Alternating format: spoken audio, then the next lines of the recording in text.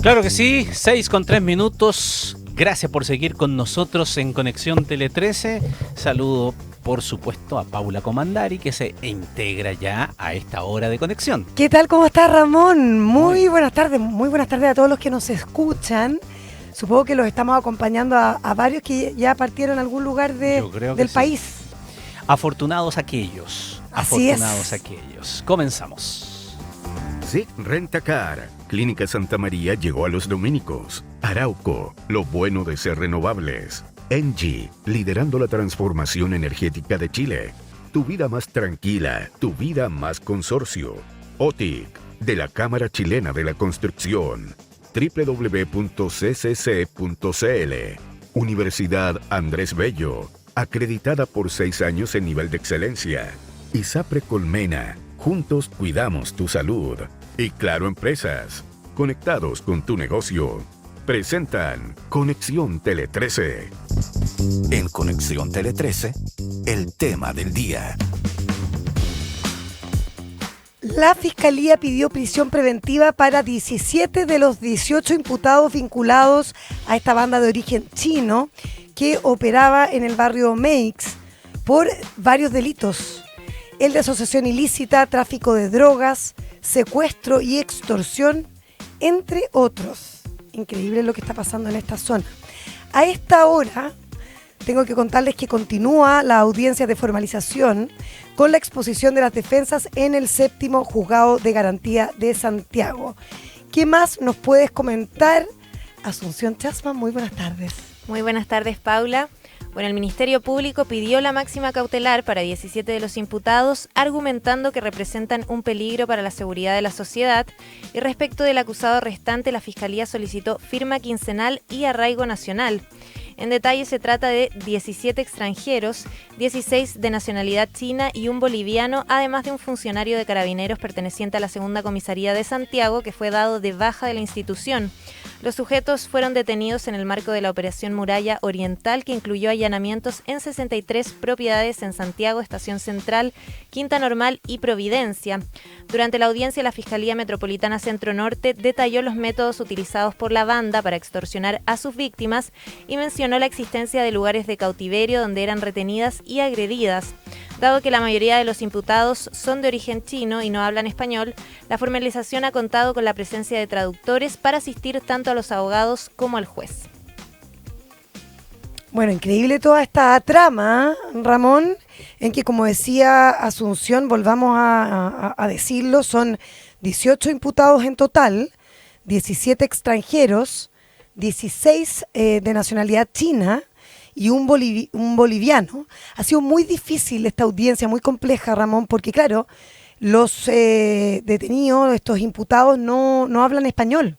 Entonces se hace muy compleja llevar a cabo esta audiencia. Y eso también fue complicado para el trabajo investigativo. Totalmente. Ayer la policía indicaba que cuando comenzaron a seguirle la hebra por distintos delitos que comenzaron a ser conectados entre uno y otro y que dieron después el esquema completo, y no solamente que eran cuestiones aisladas, sino que era una organización que se dedicaba a distintos tipos de delitos, tuvieron que incorporar personal que supiera chino para poder entender las interceptaciones telefónicas de qué estaban hablando. Claro, todas las dinámicas que se escuchaban allí, y muy complejo todo además porque hay un carabinero involucrado.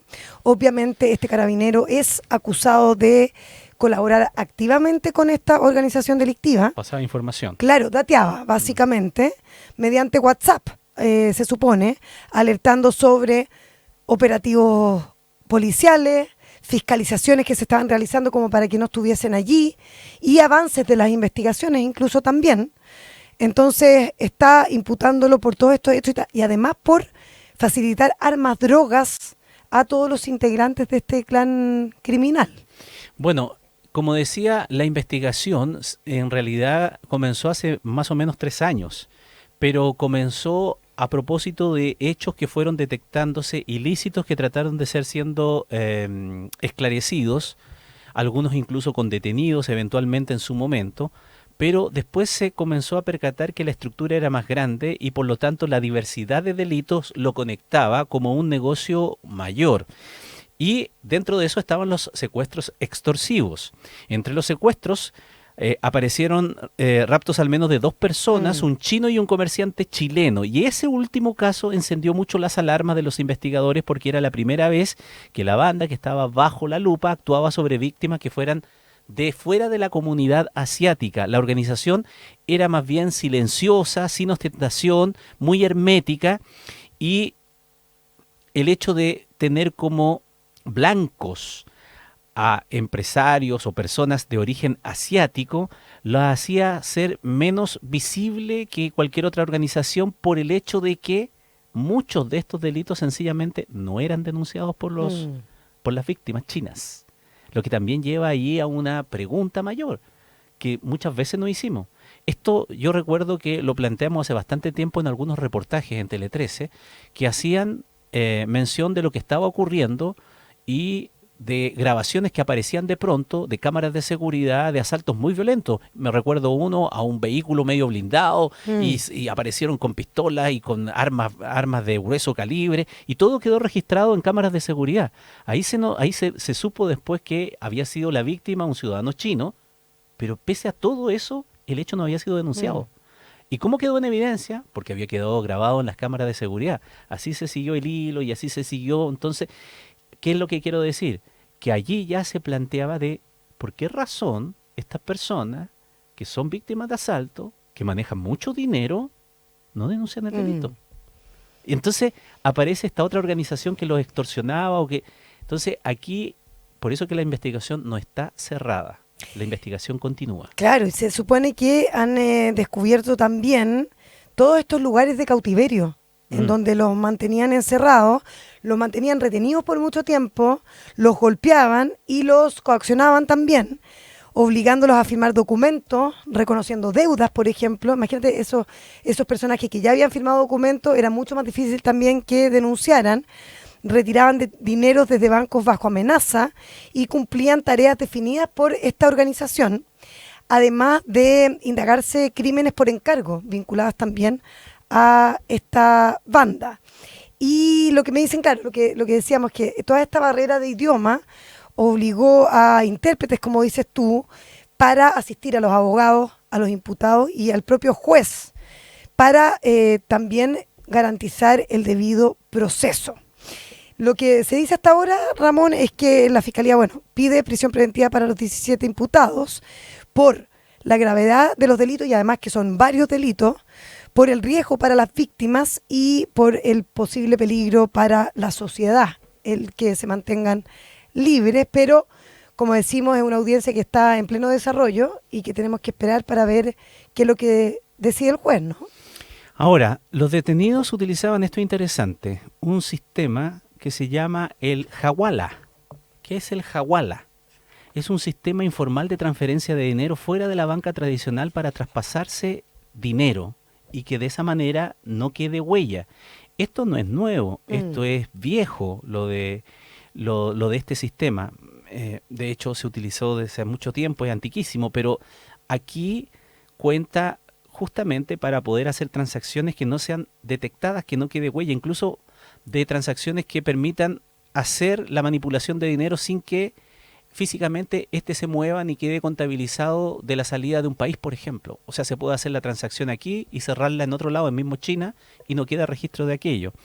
¿Cómo funciona esto? Un remitente, una persona A, por ejemplo, en un lugar del mundo, entrega dinero en efectivo a lo que se llama un hawaladar local. Ese es el que opera en ese lugar, que forma parte de una red de confianza. El remitente proporciona a este Hawaladar 1 los detalles del beneficiario, la persona 2 que puede estar en otro país, y una contraseña o código secreto. Entonces, el Hawaladar 1 se comunica con un Hawaladar de la red en el país de destino, el Hawaladar 2, y le informa del monto a entregar y la contraseña. Y entonces así se hace el intercambio entre estos Hawaladar, por decirlo de alguna manera, que opera uno en un país y opera otro en el otro país. Y de esa manera el dinero no viaja, no queda registro, sino que a través de la confianza comillas, confianza o de la red de protección o de ocultamiento, se pueden hacer estos flujos de dinero sin que quede huella de aquello. Manera discreta y rápida de movilizar esas plata. Jagualar, ¿te gustó? Sí, Jagualar? sí, no, y además Casi digo hawaiana, pero no. No, pero además esta como logística te lleva a pensar en este patrón de crimen organizado extranjero que se estaría instalando en zonas comerciales de alta informalidad. Y además, Ramón, se evalúa ampliar el uso de la ley de crimen organizado, obviamente, y nuevas solicitudes incluso de cooperación internacional. Conexión Tele 13. Otras noticias del día. El sacerdote Felipe Berríos fue sobreseído definitivamente de los cargos que enfrentaba por abuso sexual. El ex jesuita reiteró su absoluta inocencia y criticó a la Fundación para la Confianza y a la Compañía de Jesús por no colaborar en la investigación judicial. La Corte de Apelaciones de Santiago dictó la sentencia definitiva en la investigación contra el sacerdote Felipe Berríos, quien fue sobreseído por el delito de abuso sexual de mayor de 12 años, el que habría ocurrido en el año 2000. El ex jesuita se mostró satisfecho con la decisión del Tribunal de Alzada y acusó a la Fundación para la Confianza de realizar una falsa denuncia y además apuntó que el caso se ventiló en el Vaticano y no en los tribunales de justicia. Berríos también criticó el procedimiento canónico al que acusó de no ser garantía de debido proceso ni de justicia. Según argumentó, el amparo del secreto impide que la opinión pública sepa de qué y con qué pruebas se le acusó. El sacerdote además lamentó que tanto la Compañía de Jesús y la Fundación para la Confianza no entregaran colaboración en la investigación. Felipe Berríos reiteró su absoluta inocencia en estos hechos.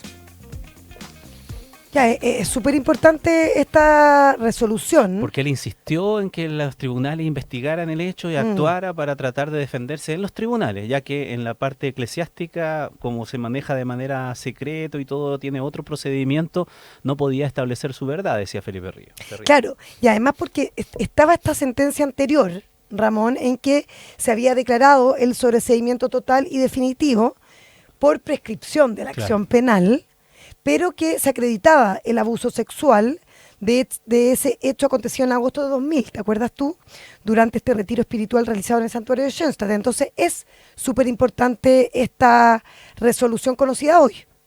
Sí, reacción de Berríos, como he sostenido desde el primer día y como lo ratifica la sentencia de hoy, el procedimiento canónico no es garantía de debido proceso ni de justicia, ya que al amparo del secreto impide que la opinión pública sepa de qué y con qué prueba se me acusó, y por qué y con qué prueba se me condenó en ese ámbito, dice. Igual es fuerte para la propia iglesia, ¿o no? Esa acusación y esta declaración que está haciendo el sacerdote, porque de alguna manera queda como en entredicho las investigaciones canónicas por el hecho de no ser transparente frente a quien es denunciado, ¿no?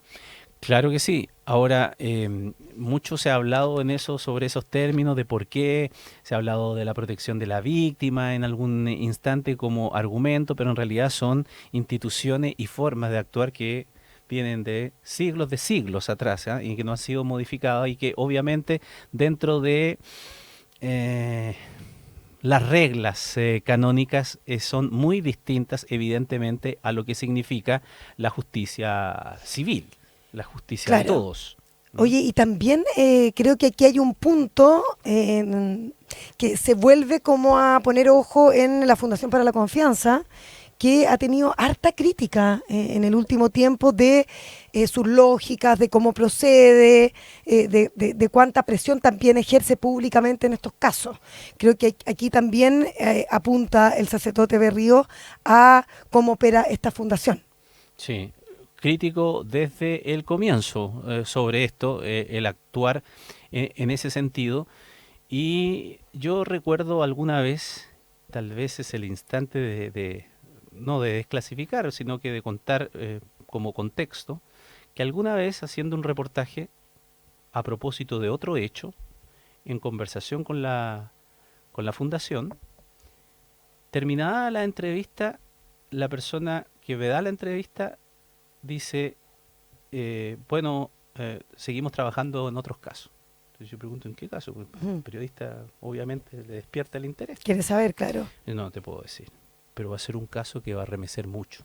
Esto antes de harto antes. Ujú. Pero tratando de indagar, ¿pero de qué puede ser? No, no. Pero cuando salga, realmente va a provocar mucho. A mí me llamó la atención, porque en ese instante me quedó la sensación de que, bueno, es verdad que uno insiste como periodista y trata de preguntar, porque obvio, esa es su parte de investigativa que le sale casi natural. Pero después reflexionando dije, cuando son casos tan delicados, en realidad como que me parece un poquito inoportuno que me esté diciendo, ¿sabes qué es lo que va a venir y va a quedar la crema? Cuando Como estamos que es- hablando de claro. un caso tan delicado, porque Mm. son casos de Abuso, violencia violación, sexual. claro, claro. Entonces, como anticipa, no es lo mismo que me digas tú, tal vez, puedo estar muy equivocado, pero fue mi impresión que me quedó en ese instante y la sigo teniendo. Y a lo mejor atenta contra mi olfato periodístico, mi disposición periodística de querer saberlo todo y ojalá todo indagarlo, ¿no? Pero me pareció que en hechos de connotación sexual no es lo mismo a que tú una fuente me diga, sabes que no te puedo contar, pero hay un caso de cohecho que me parece que tiene una connotación distinta Bien distinta. por lo que significa, ¿no?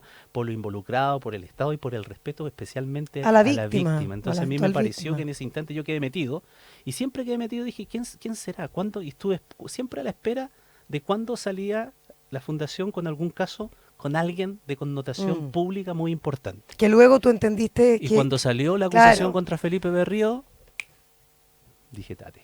Y por eso, bueno, también se une en que, bueno, el abogado Juan Pablo Hermosilla ha trabajado con Murillo, el creador de esta fundación, que claro, en sus primeros años, ¿te acuerdas tú que fue muy importante esta fundación porque de alguna manera como que visibilizó estos temas que estaban ahí muy ocultos?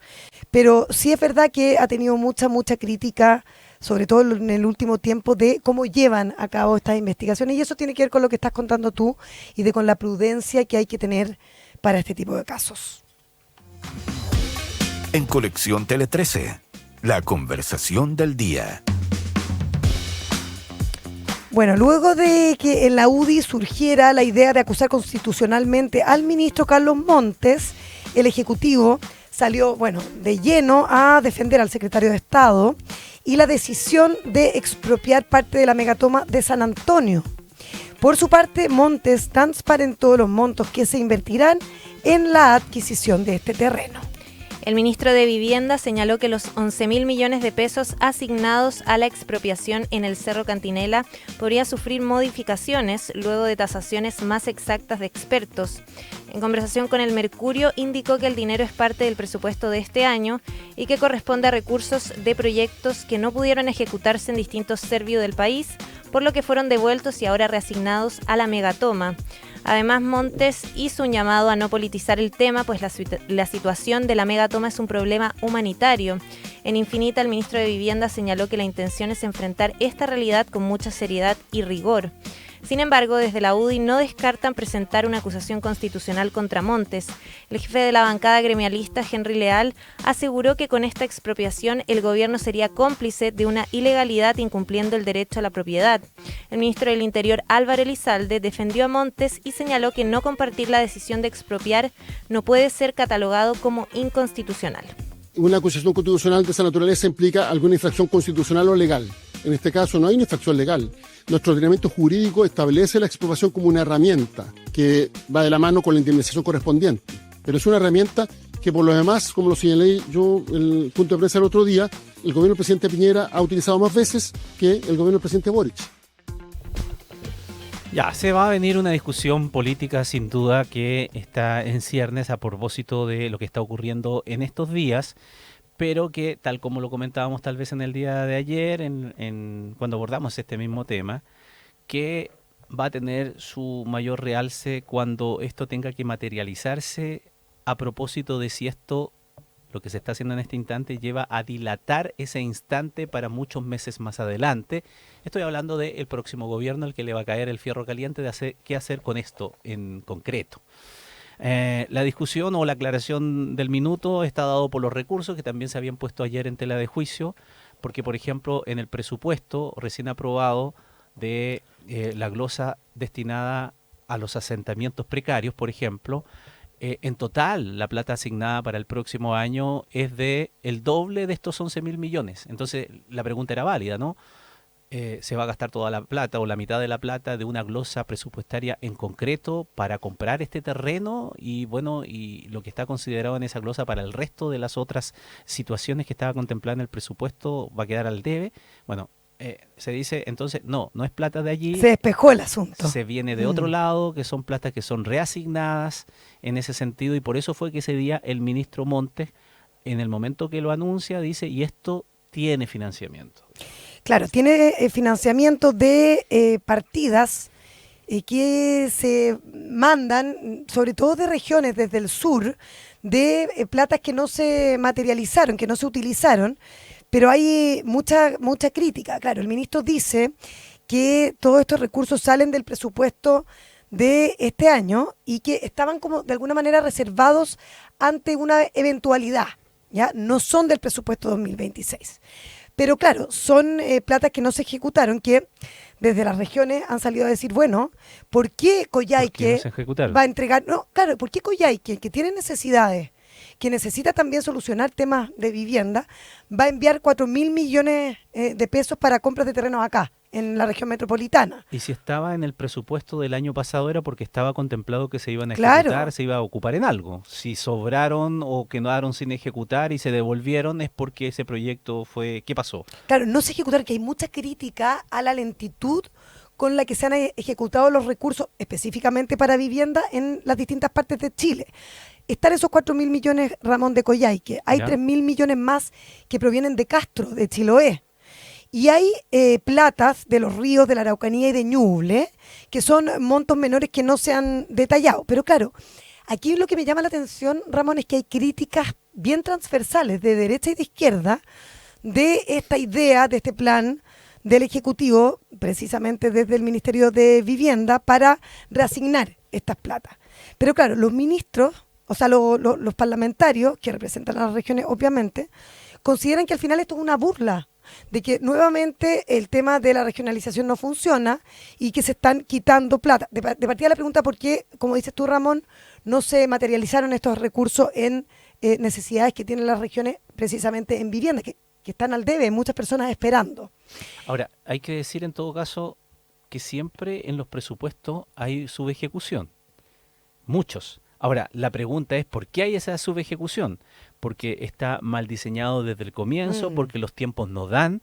¿O porque sencillamente la burocracia o lo que sea, o la falta de eficacia, eficiencia, hace que pasen los plazos y las platas queden allí y que estaban destinadas a algo no se alcanzaron a ocupar, pero el proyecto a lo mejor continúa para después, pero no se gastó en ese instante? Entonces, yo creo que el detalle de las platas es muy interesante conocerlo, porque no vaya a ser, y seguramente va a ocurrir, que uno va a ir a Coyhaique o a Castro, a algún comité de vivienda, y va a salir una persona y va a decir, ¿sabe qué? A nosotros nos dijeron que este año íbamos a tener una solución habitacional en tal parte, y ¿sabe qué? No tengo nada. Y ahora me entero que la plata que estaba para esta ciudad o esta región se va para San Antonio. Y entonces, ¿por qué yo quedo saltado en la fila? Seguro que eso va a ocurrir. Pero por supuesto, si ya está, por ejemplo, Miguel Ángel Calisto, ¿ya?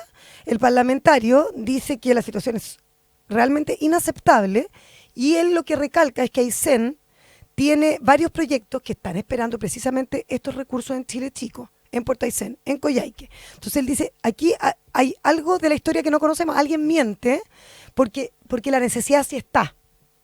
En Castro, Alejandro Bernales dice lo mismo, que esto es una burla básicamente, porque los recursos no ejecutados en Castro sí podrían haberse usado en Ancud, por ejemplo, para una compra de un terreno pendiente. Entonces dice, ¿por qué no hay una definición respecto a estos fondos aquí, en las regiones? Y esto abre también esta típica discusión de cuánta prioridad se le da a la región metropolitana Santiago respecto de otras regiones que también tienen mucha necesidad. Y lo que consideran, Ramón, es que esta expropiación, por tratarse de esta toma masiva, es importante, por supuesto, pero cuestiona usar estos recursos del Serviu porque además consideran que se genera de alguna manera un mal precedente, esto de, entre comillas, estar quitándole recursos habitacionales a regiones del sur, que también, como les digo, siempre tienen necesidad. Conexión Tele 13. Ante Un posible nuevo error en las cuentas de la luz. El viceministro de Energía y Economía, Álvaro García, solicitó a las empresas transmisoras que aporten a la brevedad los antecedentes que permitan cuantificar la magnitud de los datos incompletos o insuficientes. A través de un comunicado, la Asociación de Transmisoras de Chile, AG, apuntó que el gobierno hizo entrega del informe del Coordinador Eléctrico Nacional y destacó que es esencial contar con esos antecedentes para ahora analizar la situación. El viceministro de Energía y Economía, Álvaro García, se reunió con representantes de empresas transmisoras a raíz de la detección de problemas que pudieron haber derivado en nuevas fallas en los cálculos de las tarifas eléctricas, a raíz del informe que presentó el Coordinador Eléctrico Nacional a la Comisión Nacional de Energía sobre la valorización de activos de las firmas en el periodo 2020-2023. El documento concluyó que en base a la información entregada por las empresas existe un porcentaje que se aleja del valor estándar de las instalaciones, donde prácticamente la totalidad de los datos revisados estarían incompletos o no correctamente respaldados. El ministro García indicó que se instruyeron auditorías a las distintas compañías para completar las bases de datos, dar certeza a los mecanismos de fijación tarifaria y compensar a los clientes de ser necesario, mientras que la Asociación de Transmisoras de Chile, AG, señaló estar a disposición de las autoridades para colaborar con las revisiones en curso. Además, recalcaron que en la reunión de la mañana no se hizo entrega del informe del Coordinador Eléctrico Nacional y destacaron que es esencial contar con estos antecedentes para determinar si existen inconsistencias o diferencias y definir los pasos a seguir. Claro, no se entrega el detalle de esta información, Ramón, así quedamos más o menos como estábamos ayer. Falta info. Sí, falta mucha información. Uno se pregunta, ¿verdad?, si no se entrega la información porque están las auditorías en curso, porque, claro, existe mucha confusión de si esto va a significar realmente un sobrecosto de las cuentas de luz o no, por ejemplo, si esto va a terminar en multas para las empresas, porque, claro, este no es un conflicto aislado, sino que es el tercer impas que tiene el gobierno con las empresas eléctricas. Partimos con el tema de la generación, ¿verdad?, con este monto equivocado o este error que se habría cometido ahí en la Comisión Nacional de Energía. Luego tuvimos el inconveniente con las transmisoras, no con todas las transmisoras, con la empresa Transelec, para ser más exactos, que habrían sobrevalorado su infraestructura, ¿verdad?, y que eso también está siendo objeto de investigación, y ahora resulta que tenemos este nuevo caso en que no tenemos mayores detalles, pero sí generando mucha sospecha y mucho cuestionamiento de cómo está funcionando el sector, ¿no? Poco que aportar entonces al respecto, porque si falta información, todos todavía están en una disposición de saber qué es lo que ocurrió y tratar de determinar dónde están los problemas, si es que estos existen y con qué magnitud. Para explicarlo nuevamente en sencillo y muy en sencillo, con el temor también a ser demasiado sencillo y demasiado breve y explicarlo demasiado fácil. En las cuentas de la luz, que tiene distintos componentes, no solamente la traslación es una de ellos, está la generación y la distribución, por lo tanto no es toda la cuenta de la luz lo que la afecta cuando hay una variación en la traslación, sino que es una parte de ella nada más. Bueno, en la cuantificación de esa cuenta de la luz, una parte de ella está dada por la valorización de los activos de las empresas que participan en el traslado de la energía.